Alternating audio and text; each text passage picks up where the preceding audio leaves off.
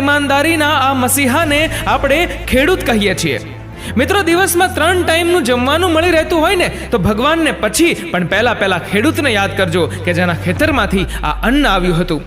પ્રાર્થના કરજો કે જે ખેડૂત તમારા સુધી અન્ન પહોંચાડે છે તો એના છોકરાઓ ક્યારેય ભૂખ્યા ના સૂવે. પોતાની પરવા કર્યા વગર તે દિવસ રાત અન્ન ઉગાડે છે. ધન્ય છે ધરતીના આ પુત્રને જે હર ઘરમાં ખુશીઓ છલકાવે છે.